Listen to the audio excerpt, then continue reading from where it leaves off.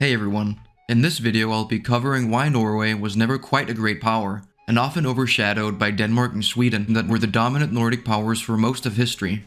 I would like to mention that Norway was historically not always the weakest of the three Scandinavian powers. Norway was actually the first to unify, and for most of the Viking Age Sweden was a much smaller entity that didn't even include the Geats. Norway also successfully colonized many territories out west during the Viking Age, and these colonists, specifically the ones from Iceland, would go on to be the first known Europeans to set foot in the Americas. Over in Europe, Norway under Harald Hardrada was even close to taking the English throne in 1066, so Norway definitely has some impressive feats, and was arguably at one point a major regional power, at least in the Nordics and North Sea region. Norway peaked in its power from the 1200s till the 1300s, when it would be reduced in its power as it faced a major outbreak of the Black Plague that would devastate the Norwegian population. While Norway was under a short-lived Swedish personal union before and during the outbreak, from then on Norway would never again be a major player on its own, only as a part of the Danish-led Kalmar Union, as a part of the Kingdom of Denmark, and for a short while in the 1800s under Sweden once again. Understandably, the Danelaw in England, the Danish-led North Sea Empire, and Kalmar Union end up outshining Norway a bit, as they all made Denmark a major European power on several occasions. Denmark with Norway as its subject would also remain the dominant regional power in the Nordics and Baltic Sea all the way till 1658, when it lost some very strategically important territories to Sweden. From then on, the Swedish Empire was the dominant force in the region. It was even one of the great European powers for a short while, managing to compete with the giants like Russia. And as Sweden managed to keep the territories it conquered from Denmark and Norway, it has remained the most populous and influential Nordic country till this day. But why was this the case? Why were Denmark and Sweden much more dominant for most of history? Was it just the plague outbreak in Norway, or is there more to the story? To answer this, let's start by looking at why Denmark and Sweden did so well to begin with. In Scandinavia, Denmark had just about every geographic advantage.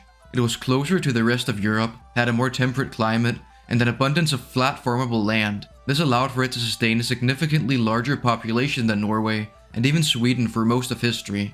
It also controlled the entirety of the entrance to the Baltic Sea, making it an important center of trade, and one you needed to maintain decent relations with if your only coastline was in the Baltic Sea. One of its biggest disadvantages was, funnily enough, also what blessed it, that Denmark is further south and closer to the rest of Europe. This made it so Denmark always had powerful neighbors to the south, whether it be the Franks, HRE, Prussia, or Germany. Sweden, on the other hand, wasn't as geographically blessed, but didn't have the same disadvantage. It did have some farmable land, at least more than Norway, mainly located in the Svealand and Västergötland regions, and would equal Denmark in this regard once they conquered Skåneland. It also had something neither Denmark nor Norway had to the same degree: opportunities for expansion. More specifically, relatively weak and unorganized neighbors in Norland and Finland that they could conquer, making Sweden larger and more powerful in the Baltic. Sweden wouldn't face a single powerful foe to the east before they had conquered all their way to the Polish-Lithuanian Commonwealth, and as Russia subsequently rose to prominence. Norway, meanwhile, had none of these strategic advantages. It is mountainous with very little farmable land, and once it had expanded north along the coast, it could only expand out to sea, as Sweden blocked off any possibilities for eastern expansion. Expansion westward was also limited, as the British Isles were more densely populated, making those lands difficult if not impossible to keep in the long run. So Norway simply ended up in the most mountainous and least farmable part of Scandinavia, while Sweden expanded and Denmark remained strong due to its strategic location and abundance of farmland. Those are some of the biggest geographic reasons for Norway not reaching the same heights as Denmark and Sweden.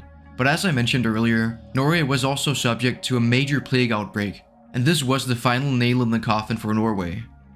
The plague absolutely devastated the population to a point where it wouldn't recover before the 1800s. Between 60 and 65% of the population are estimated to have died during the Black Death in Norway. Norway was hit particularly hard, but experts generally agree that this wasn't the only factor, as both Sweden and England were hit similarly hard. So while this plague theory of why Norway declined is somewhat valid, the geographic reasons are just as important.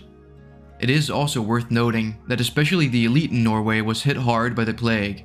Unlike in Sweden and England, this may have made Norway more vulnerable to outside influence and resulted in it staying under Denmark, unlike Sweden, which had a fairly powerful nobility. That nobility would mainly be who successfully pushed for Swedish independence from Denmark. And since Norway didn't have this powerful nobility to protect the political rights of Norway as an entity, it would become practically a Danish province for 3 centuries. It did gain independence for a very short time following the Napoleonic Wars, where Denmark was on the losing side, but the great powers decided to give Norway to Sweden, which would invade Norway with their blessing. Norway wouldn't achieve independence for any meaningful period of time before 1905, after over 500 years of almost continuous foreign rule. Thanks to this foreign rule resulting in a weak industrial sector, as well as its lower population and geographic disadvantages, Norway would be poorer than their other Scandinavian neighbors for a while.